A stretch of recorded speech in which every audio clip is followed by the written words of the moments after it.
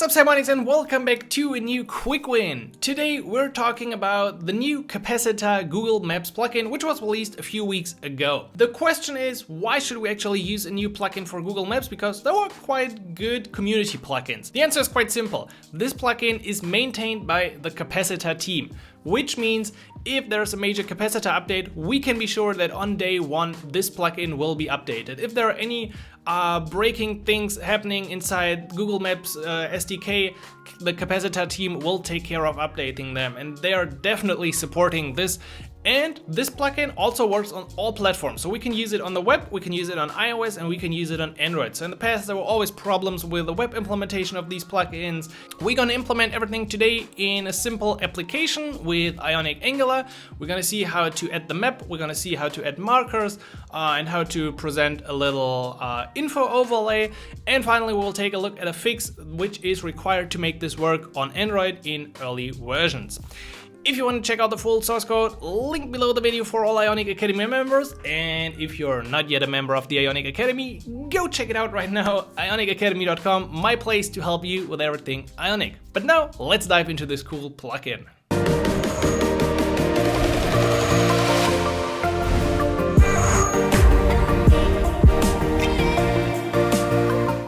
As always, we're gonna start with a blank new Ionic application, and inside of that application we can install the Capacitor Google Maps plugin.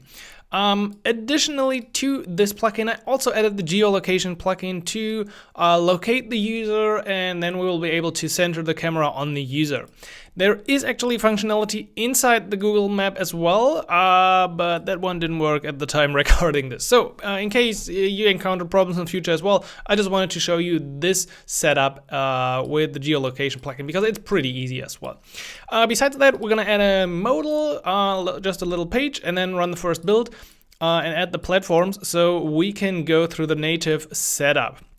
But before we actually dive into the native project, we need to go to the Google Cloud Console. So just log in with your email, most likely you should have one, and create a new project. You can just click new project, or you can use your existing project, and then head over to the APIs and services. Within here, you can go to library, and then usually the first three elements you see should be Maps SDK for Android, iOS, and JavaScript API. And you need to go into all of them and click enable. So I already did this, so it shows manage for all three of them, because we will be able in the end to display the map on iOS, Android, and the web. Now we just need to find a way to go back. Okay, and what we really need is actually an API key. So go to credentials, click create credentials, and then API key. And you can use this key now. You should actually copy it out, but you can also do this later. And we're gonna just leave it like it is for the sake of this tutorial. But in reality, I highly recommend that you go into your key and later restrict that key. So you can have application restrictions and you can have API restrictions. You should actually do both. So I would recommend for API restrictions, you can just pick, for example, the Maps SDK for iOS, and then you would restrict it to only accept the key in iOS applications using a specific bundle identifier. So that means in the end, in a real project, you would have three keys. You would have the one for iOS, you would add one for Android, which has only the Maps SDK for Android enabled, and then you have a third one for the web in case you are using your Ionic application or Capacitor application on the web.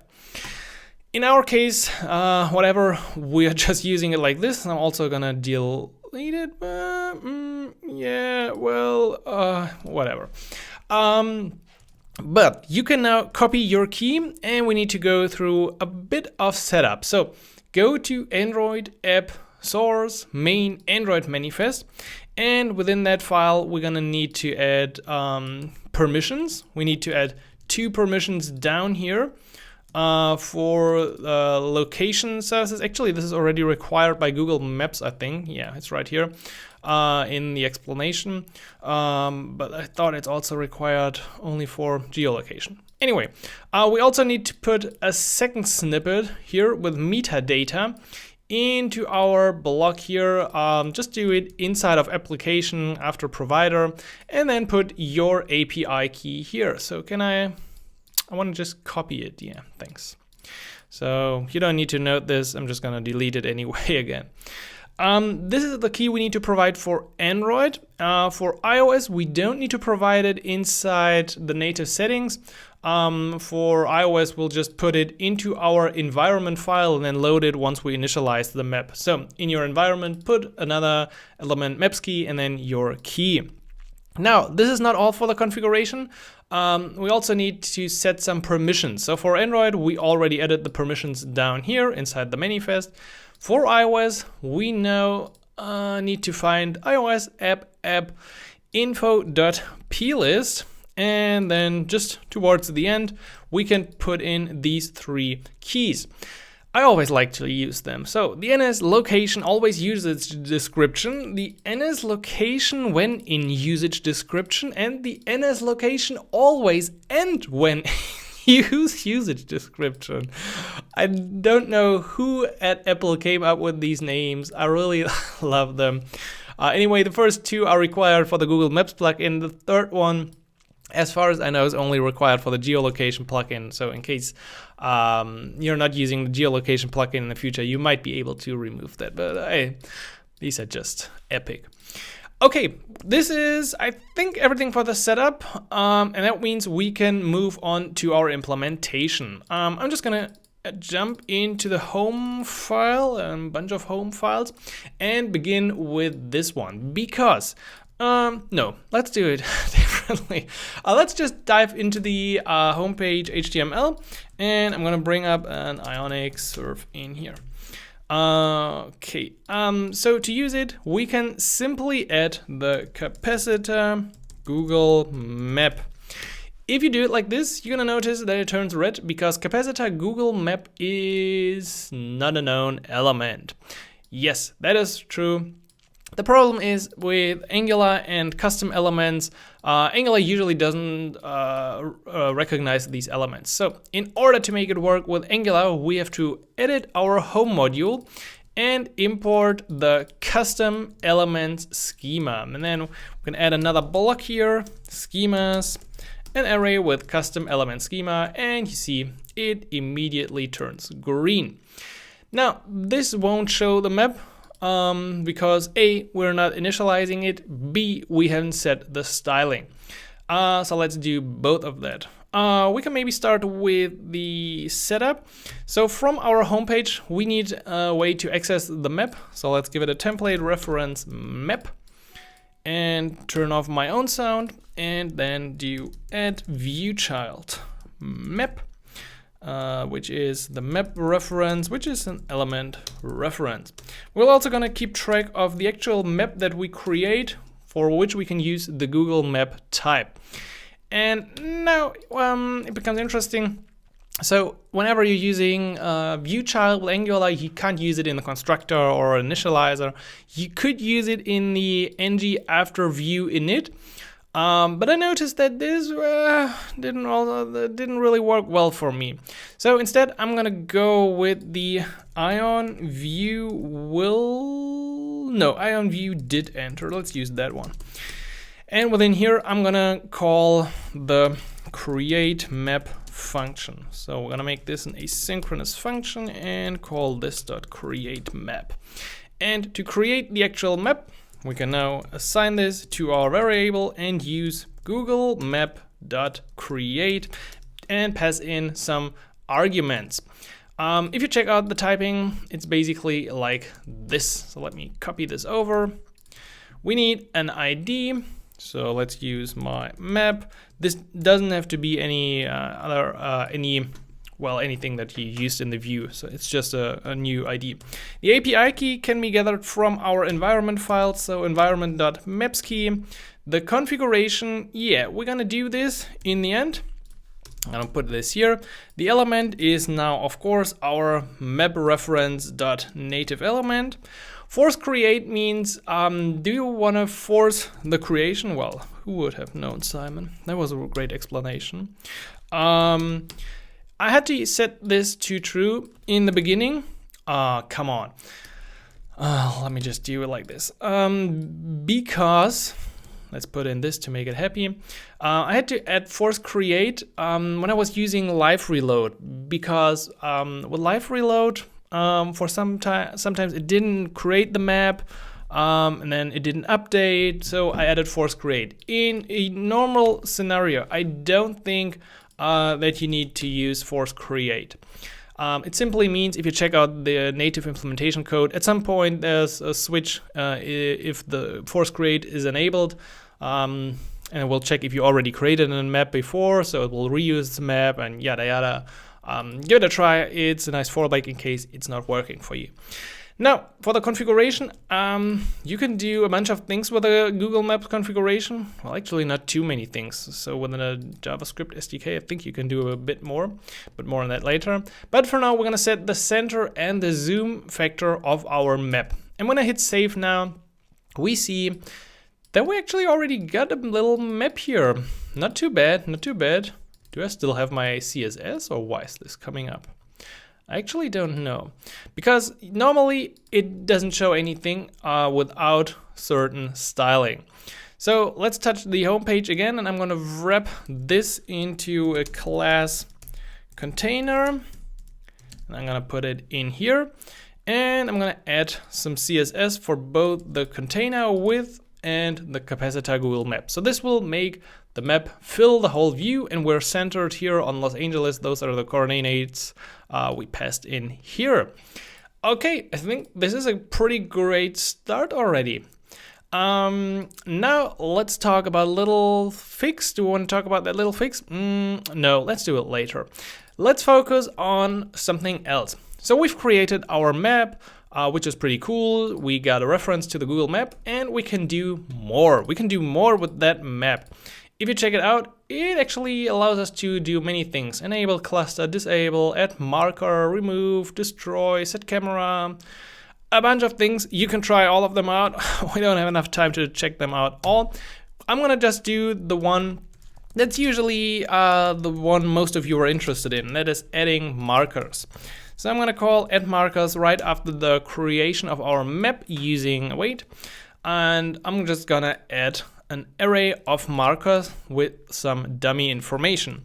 You can use the marker type from Google Maps, Capacitor Google Maps as well.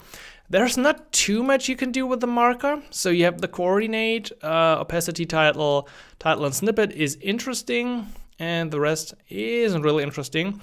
So I would really like to if we had like an ID in there, but usually you're just gonna have to keep track of the markers within an array, and then once you click on a marker, you need to figure out on which one you clicked, or actually I think you get it back, but you don't have any ID in there, so it's really not the best user behavior. Probably want to see something, but maybe they're also bound to the Maps JavaScript SDK in general, or the SDK. So anyway, this is how we can create an array of 2 markers. You could of course do a lot more, or you could just have 1 marker and then call add markers on our Google map. As a result, both pins should drop in. Actually, there is with a web SDK a function that markers drop in. Don't think that the map has something like and markers also only expects markers array. I can't have a config here. Yeah, maybe in the future. But what's interesting as well is that I can now click on them. No, I can't. I thought I would be able to click. Thanks for nothing. Maybe we have to implement the click listener first, but I thought it would do without this. Anyway, we can easily do this now because there are different click listeners we can add on our map. So let's get started with a simple set marker click listener. And this one will, let's make this async because we're gonna do some operation in here. Async marker.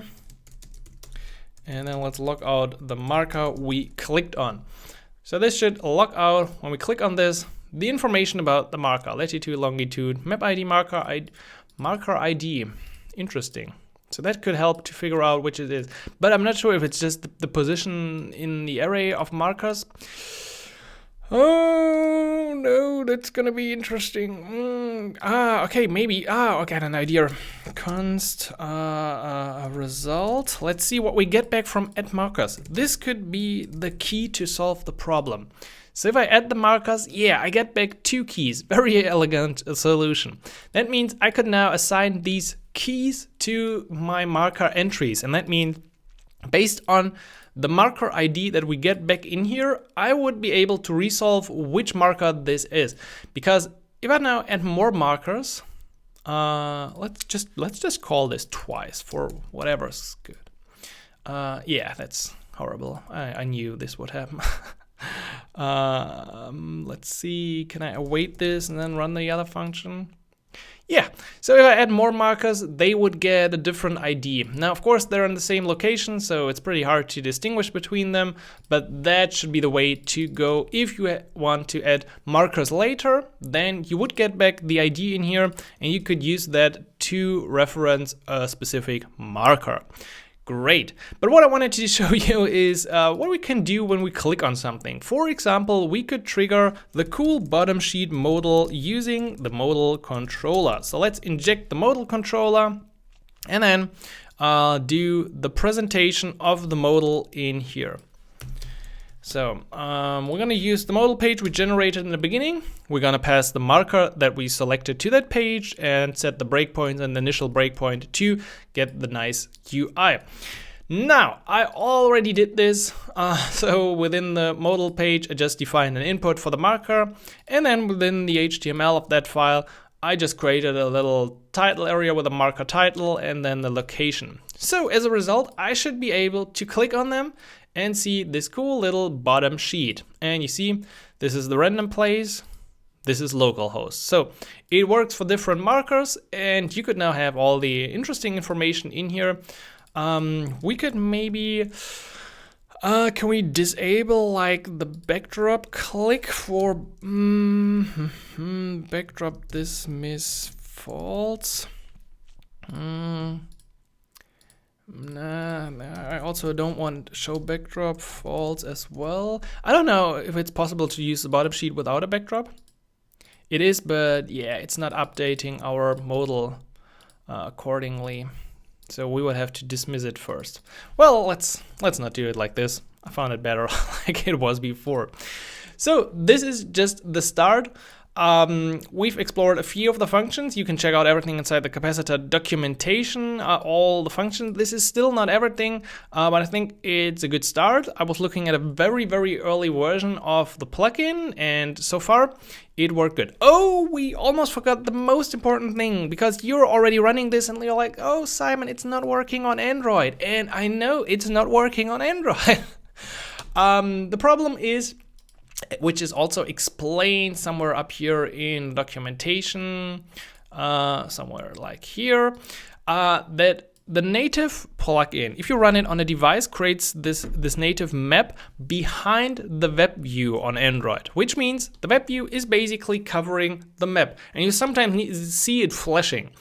To fix this, you need to make the web view, which is above the map, transparent. And you can do this inside the homepage. By setting, for example, the Ion content, the Ion content background to none. This can introduce other problems, you're gonna have to work with that, but this should usually show the map. If the map is still not showing up, the reason might be that you have the default setup for Ionic, which means inside variables, you have some settings for dark mode, for iOS, which can also be a problem, I think, and also for material design down here.